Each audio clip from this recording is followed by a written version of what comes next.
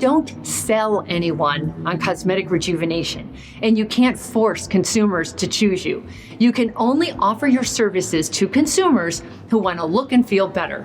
However, if you believe in yourself, it's your duty to influence them to make a good decision so they get a good result and not regret going elsewhere for a less than stellar result that makes them feel worse about themselves. Look at it this way.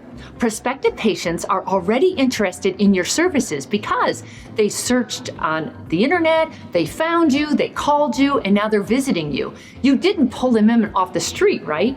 So in this video, I'm going to lay out ways to influence patients to help them choose you over all the others. Because even though patients have decided they want to make a change, that's only half the battle. Now they have to decide who they will make that change with, who they feel a connection with and feel they will get a great result with for the least amount of hassle and discomfort. By the way, the 3 biggest hurdles the patient has to overcome is not the money. It's the fear of rearranging their face and their body, the doubt that they will get a good result, as well as procrastination, which keeps them stuck in indecision. Now, prospective cosmetic patients have most likely been thinking about this for years, so it's just plain easier for them to continue to think about it than it is to actually do something about it. That's why so many of the patients are emotional. Oftentimes, they have a life shift happening that has put a fire under them to act, such as an upcoming wedding, graduation, reunion, or they're suddenly single, or they're re-entering the workforce or changing careers. That puts them in an emotional state. The more you understand the decision-making process, the better equipped you'll be to address the tough spots and help the patient get to a yes. Now, there are a number of techniques you can implement to influence prospective cosmetic patients to choose you versus many other competitors in a very ethical and professional way. And here are some of them. 1, pre-frame you as the best choice before the patient meets you. Now consider what a difficult decision this is for the prospective cosmetic patient to choose a service provider, given the intense competition. So help them out. Be sure your website, credentials, copy, graphics, design, social media channels, and videos give prospective patients a feel for who you are and for what you stand for. But then you want to get logical and give patients a snapshot of your highlights that answers the question, why should I choose you? Now here's an idea. Compile your highlights into a 1-page graphic like this one.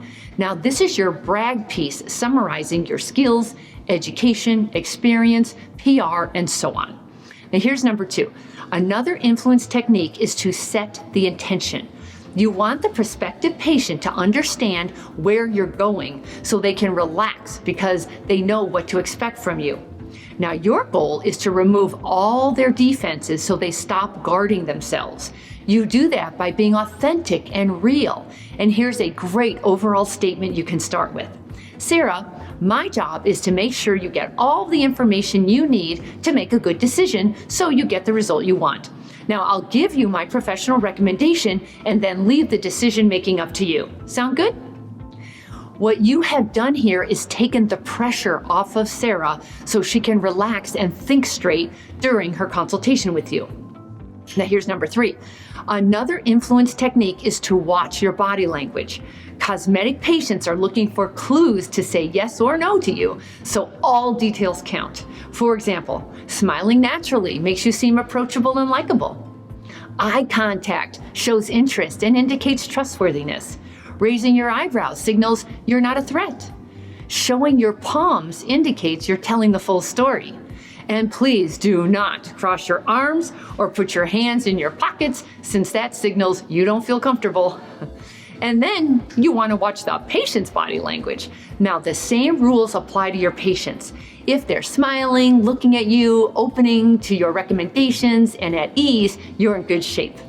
However, if they're looking down, frowning, crossing their arms, and closed up, something's off, and you want to address it before continuing.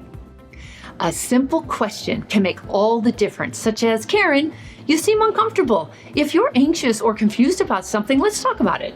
That might be just what she needed to clear the air, address her concern, and get back into the conversation.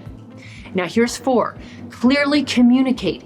Patients are more likely to actually hear you and agree with you when you speak concisely and clearly, and you have a two-way conversation with them. That means no big words or medical jargon or rambling so they can't get a word in edgewise. Now, in my book, Your Aesthetic Practice, by the way, you can get that on my website at katherinemaley.com, where I interviewed patients, they mentioned several times the surgeon did all the talking and they didn't get a word in, so they didn't feel heard. That's something to keep in mind.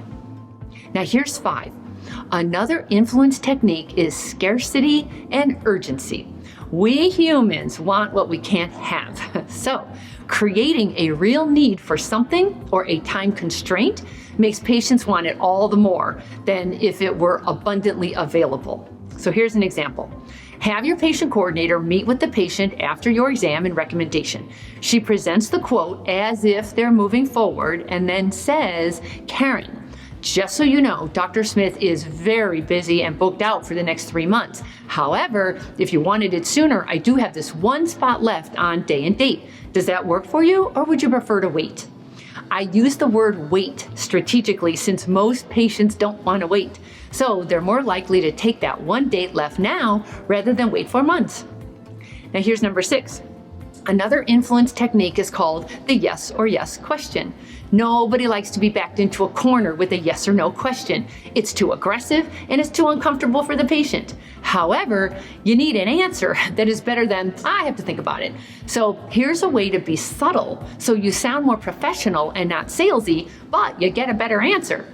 Have your coordinator ask a choice question. For example, "Karen, did you want to go with the mommy makeover or just the tummy tuck?" Or, "Are you interested in our interest-free finance plan, or would you rather use your own credit cards?"